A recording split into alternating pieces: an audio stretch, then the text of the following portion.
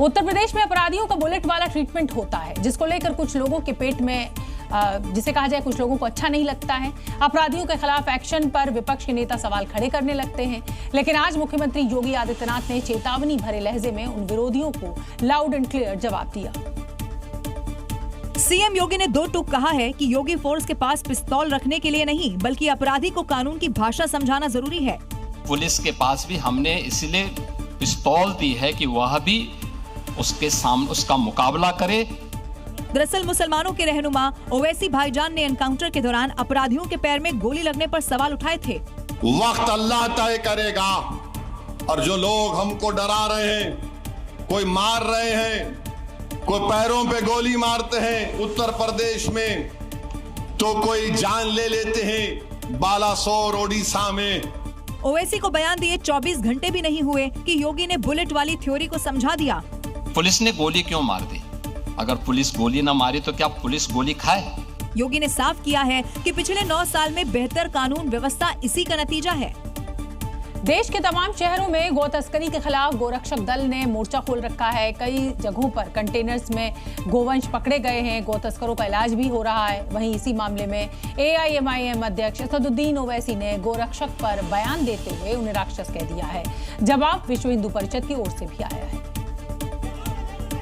दरअसल ओवैसी एक चुनावी जनसभा को संबोधित कर रहे थे। इस दौरान उन्होंने गौरक्षक पर तीखी प्रतिक्रिया देते हुए राक्षस वाली टिप्पणी की। सुनो जालिमों, सुनो जो गाय रक्षक हैं, मगर तुम गाय की रक्षा करने वाले नहीं हो, तुम राक्षस हो। बयान पर बवाल मचा तो VHP ने ओवैसी से उनके जिहादी दोस्तों को कवर फायर न देने की सलाह दी। जो आपके जिहादी मित्र हैं, जिनको आप इस बारे में इस तरह के बयान दे करके कवर फायर देने का काम कर रहे हैं, सच्चे मायने में तो वही राक्षस हैं। जहां एक तरफ गौरक्षक को ओवैसी कोस रहे थे, तो दूसरी तरफ योगी फोर्स आजमगढ़ में गौ तस्करों को पीतल वाली गर्मी दे रही थी। दरअसल यहां गौकशी में शामिल 2 आरोपियों का पुलिस ने हाफ एनकाउंटर कर दिया, जबकि अन्य 2 आरोपी यहां से फरार हो गए। उत्तर प्रदेश में आज शब बारात निकाली जा रही है, लेकिन इस पर्व को लेकर योगी आदित्यनाथ ने पहले ही अल्टीमेटम दे दिया है। अल्टीमेटम पर्व को शांति के साथ मनाने का, क्योंकि अब उत्तर प्रदेश में योगी सरकार है और प्रदेश में कानून का राज है। यूपी में आज के दिन पे रूल ऑफ लॉ है। यहाँ के कानून के साथ किसी को खिलवाड़ करने की छूट नहीं है।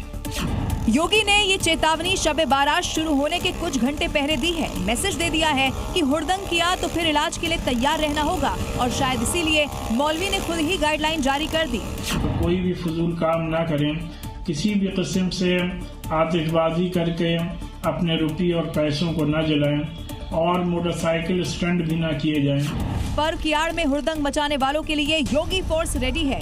पुलिस का फ्लैग मार्च, ड्रोन से निगरानी, सादी वर्दी में जवानों की तैनाती की गई है, क्योंकि योगी रात से पहले शब बारात पर सड़कों पर हुड़दंग के साथ अराजकता फैलाई जाती थी, लेकिन इस बार शांति वाला अल्टीमेटम दिया गया है। अगली खबर का रुख करेंगे। अब खबर मणिकर्णिका पर सियासी बवाल की होगी। काशी के मणिकर्णिका घाट का मामला अब संसद तक पहुंच चुका है। संसद भवन के अंदर और बाहर समाजवादी पार्टी के सांसदों ने आज जोरदार प्रदर्शन किया। हाथों में रानी अहिल्याबाई की तस्वीर लेकर यूपी और केंद्र सरकार के खिलाफ जमकर नारेबाजी भी हुई।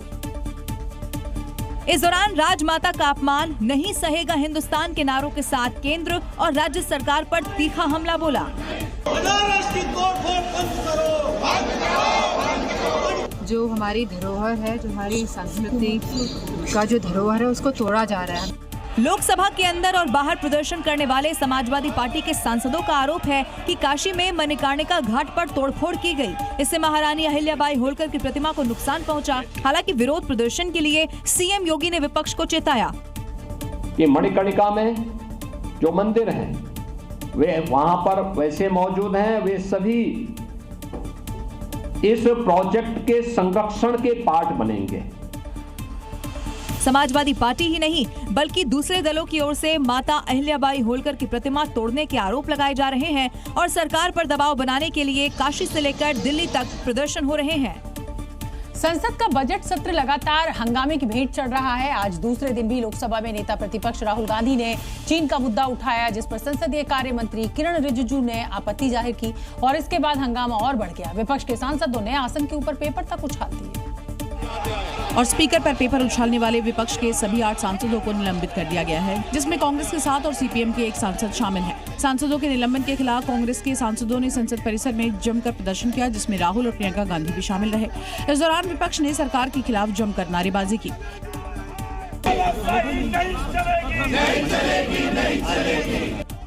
राहुल गांधी ने आज दूसरे दिन चीन का मुद्दा उठाया, नरवणे के आर्टिकल को दिखाया और विपक्ष के नेता की हैसियत से बोलने देने की मांग की। Given permission by anyone, I'm leader of opposition, so I'm just objecting to that. Doklam विवाद को राहुल गांधी राष्ट्रीय सुरक्षा का मुद्दा बता रहे हैं, जबकि सत्ता पक्ष का कहना है कि राहुल जो मुद्दा उठा रहे हैं वो नियमों के खिलाफ है। अब देखना है कि इस पर गतिरोध कब तक चलता है।